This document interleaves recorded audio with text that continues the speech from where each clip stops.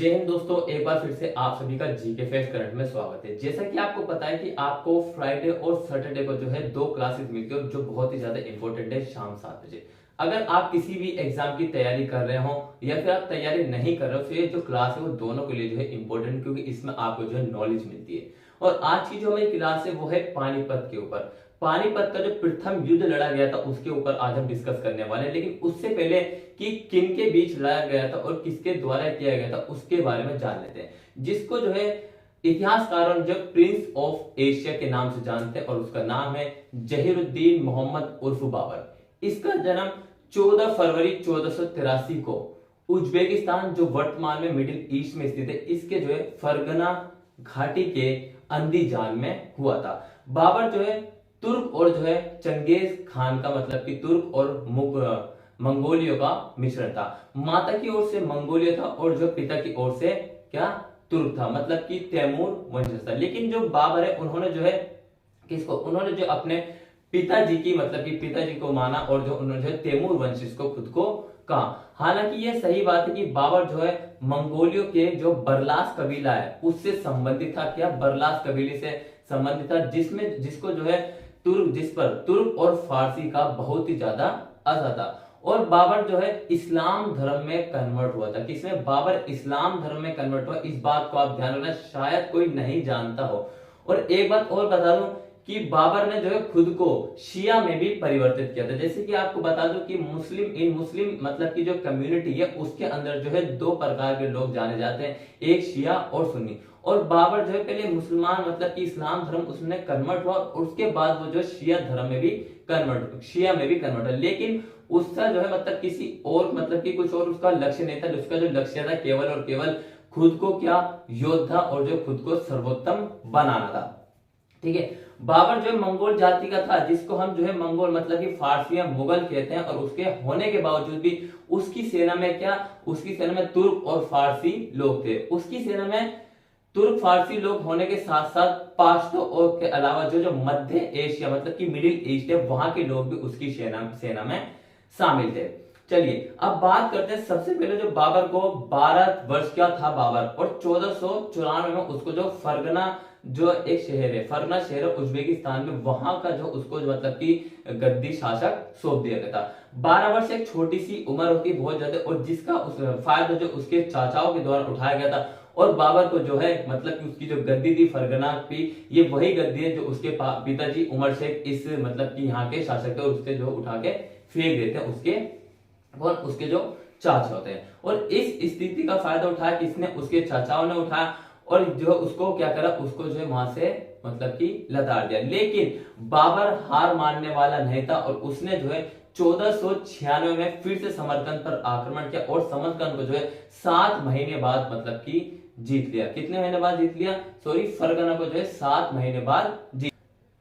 दोस्तों 1496 में जो है बाबर के द्वारा जो समरकंद पर आक्रमण किया जाता और 7 महीने बाद जो समरकंद को जीत लिया था। और इसी समय मतलब कि जब उन्होंने समरकंद पर आक्रमण किया, इसी समय बाबर के सैनिक सरगना ने जो फरगना पर आधिपत्य जमा लिया। जब फरगना पर आधिपत्य जमा लिया, फरगना वही है जहां का जो है बाबर शासक था, जहां से उसको जो है निकाल फेंक दिया गया था जब उसकी आयु जो 12 वर्ष की थी उसके चाचाओं के द्वारा।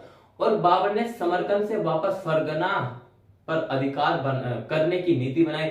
और लेकिन इसका जो परिणाम वो ये हुआ कि बहुत ही ज्यादा अफसोस की बात है, बाबर यहाँ पे भिखमंगा हो गया। मतलब कि फरगना और सरगना जो समरकंद था वो दोनों ही बाबर के हाथ से निकल जाते हैं। और जिसका परिणाम बाबर के हाथ से दोनों ये मतलब कि निकल गए, फरगना और जो है सरगना। लेकिन बाबर ने हार नहीं मानी और 1501 में जो है समरकंद पर पुनः अधिकार कर लिया, परंतु खान मोहम्मद शेबानी द्वारा दिया गया। शेबानी द्वारा जो है बाबर को जो है हरा दिया गया, और समरकंद हाथ से उसके निकल जाता है, मतलब कि दोबारा निकल जाता है। और बाबर के जीवन की जो बड़ी ख्वाहिश थी समरकंद जीतने की, वो उसकी रह जाती है। ठीक है, और बाबर जो है फरगना से अपने कुछ चंद सैनिक मतलब कि यहाँ पर उसके साथ देखिए होता क्या है कि फरगना और समरकंद दोनों निकल जाते हैं, और उसको जो है गद्दी से हटा दिया जाता है। और अब क्या होता है कि जब बाबर के हाथ मतलब कुछ नहीं होता, दोनों हाथ खाली होते, वो अपनी चंद सैनिकों के साथ जो है क्या फरगना और समरकंद दोनों को छोड़कर जो चले जाता है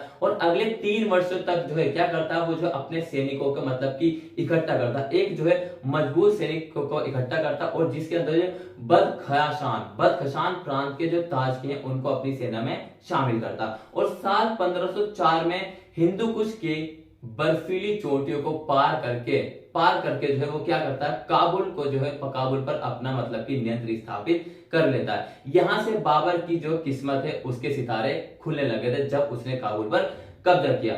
और जो है बाबर ने हेरात के एक तैमूर वंशी हुसैन बेकरगा जो उसके दूर रिश्तेदार था, उसके साथ जो मतलब कि उससे कहा कि वो जो मोहम्मद जो शाबानी थे, खान मोहम्मद शाबानी जिसने बाबर को हराया था। तो होता क्या है कि जो मतलब कि सहयोग की संधि होनी थी, जो बाबर कहता है कि किससे, जो उसका दूर का रिश्तेदार था हुसैन बेकरगा, उससे कहता है कि जो खान मोहम्मद शेबानी उसके साथ संधि करने की, सहयोग की संधि करने की। तो 1506 में जो हुसैन की जो मृत्यु हो जाती है और ऐसा नहीं हो पाता जो बाबर चाहता, और बाबर ने हेरात पर जो है अपना नियंत्रण स्थापित कर लिया। यहां तक मतलब कि यहां तक आपको समझ आ गया होगा कि 1506 में जो है हुसैन की मृत्यु हो गई। तो ये जो उसका मतलब कि जो लक्ष्य था कि खान मोहम्मद शेबानी के साथ जो सहयोग की संधि थी वो नहीं हो पाई, लेकिन बाबर ने क्या करा, उसी वक्त जो है हेरात पर अपना नियंत्रण स्थापित कर लिया।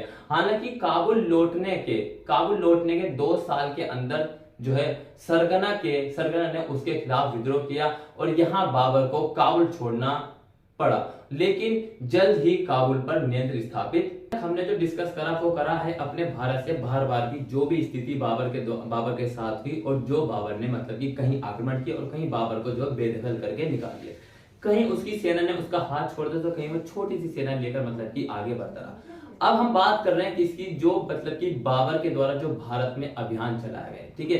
तो सबसे पहले बाबर क्या करता है, 1519 में बाजोर और भीरा पर आक्रमण करता है और आक्रमण करके जो उन दोनों को जीत लेता है। और इसी समय जो है बाबर के द्वारा सबसे पहले जो मतलब कि जो तोपों का और बारूद एवं तोपों का जो इस्तेमाल किया गया था वो 1519 में क्या बाजोर और भीरा पर किया गया था। अब यहां से बाजोर का हमने डिस्कस कर लिया। अब चलते हैं जो मेन पॉइंट्स की बात करते हैं जो एग्जाम से रिलेवेंट है बिल्कुल डायरेक्टली और इंपॉर्टेंट और नॉलेज के तौर पर इंपॉर्टेंट है।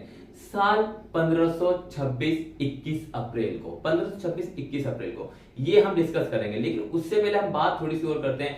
बाबर जो एक अपना मतलब कि एक पैगाम भेजता है किसको, इब्राहिम लोदी को, और इब्राहिम लोदी को पैगाम ये भेजता है कि जो भी मतलब कि जहां पर भी उसके पिता मतलब कि तैमूर का जहां पर भी अधिपत्य था वो जमीन उसको वापस लौटा दे, ठीक है, और वापस लौटा दे। और इसकी जो मतलब जिससे एजेंट से भेजता वो उसकी खबर इब्राहिम लोदी को वो नहीं देता, और जिसका परिणाम क्या होता है कि प्रथम पानीपत का युद्ध जो होने जा रहा होता है। कहा जाता है कि जो इब्राहिम लोदी है उसकी सेना में लगभग 1 लाख मतलब की सेना थे और लगभग 1000 हाथी थे, और बाबर की जो बिल्कुल छोटी सी सेना थी, लेकिन बाबर ने जो है तुगलुमा पद्धति नामक जो एक मतलब की नीति थी वो सीख रखी थी, और एक थी रूमा। इन दोनों के आधार पर जो है इब्राहिम लोदी की सेना को घेर लेता और यहां से जो है बाबर और इब्राहिम लोदी के बीच प्रथम पानीपत का युद्ध होता और जिसमें जो है बाबर जीत जाता है। सो उम्मीद करता हूं कि इन वीडियो आपको इन्फॉर्मेटिव लगी होगी। सो इसी तरीके की अगर आप वीडियो चाहते हैं तो भाई पहले तो आपको कल की क्लास देखने और साथ ही आज की क्लास आप देख रहे हैं और शेयर करना दबाकर मिलेंगे नेक्स्ट क्लास में। तब तक के लिए till then take care, all the best, have a nice day,